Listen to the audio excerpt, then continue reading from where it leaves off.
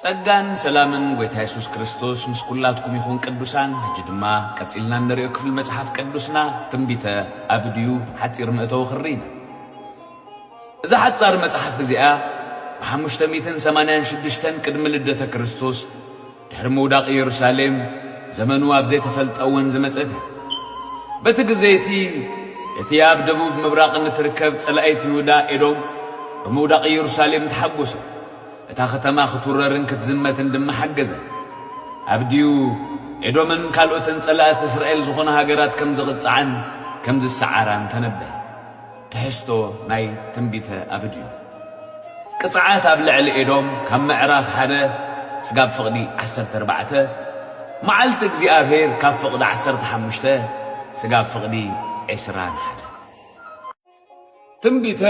ኦብድያ ምዕራፍ 1 ራእይ ኦብድያ እግዚአብሔር አምላኽ ብዛዕባ ኤዶም ከምዚ ይብላል ተንሱ እሞ ምስኣኽኑ ዋጋ ንለዓል ዝብል መልእኽቲ ካብ እግዚአብሔር ሰማዕና ልኡኽ ድማ ኣብ ህዝብታት ተላእከ እነሆ ኣብ ማእከል ህዝብታት ኣነኣስኩኻ ንስኻ እዚኻ ተንዓካ ኢኻ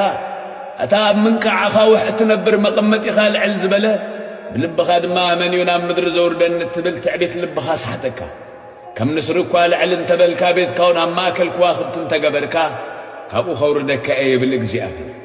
ሰረቕቲ ወይስ ከተርቲ ብለይቲ እንተዝመጹኻ ክንደይኮም እምበረስካ ክሳዕ ዝኣኽሎም ዶ ይምሰረቑን መተኽቲ ወይን እንተዝመጹኻስ ገለ ዘለላ ዶ ይመሓደጉልካን ሃየ ኤሳው ክንደይ ተጉረጉረ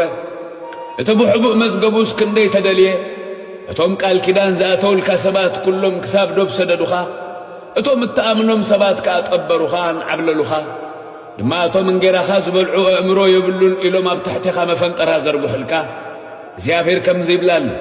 በታ መዓልቲ እትያ ኣነ ካብ ኤዶም ጠቢባን ካብ ከረን ኤሳው ከዓ ምስተውዓል ዶ ከጠፍእኔ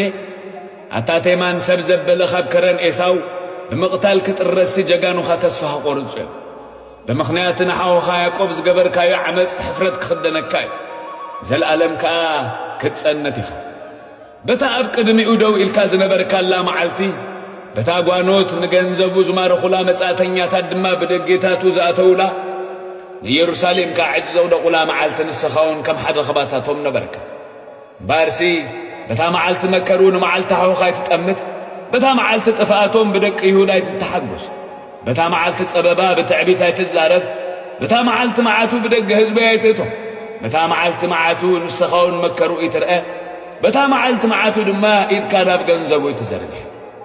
ነቶም ዘምለጡ ኽተጥፊ ኢልካ ኣብ ቀራና መንገዲ ዶ ኣይትበል በታ መዓልቲ ጸበባ ኸዓ ነቶም ዝተረፉ ናብቱ ሕሊፍካ ይትሃብ መዓልቲ እግዚኣብሔር ንኹላቶም ህዝብታት ቀሪባ እያ እሞ ከምቲ ዝገበርካዮ ክገብሩኻዮም ግብሪ ካብ ርእስኻ ክመለሰካ እዩ ከምቲ ንስኻትኩም ኣብቲ ቅዱስ ከረነይ ዝሰትየኹምዎ ከምኡ ኹሎም ህዝብታት ከየባተኹ ክሰትዩ እዎ ክሰትዩን ክጭልጡን እዮም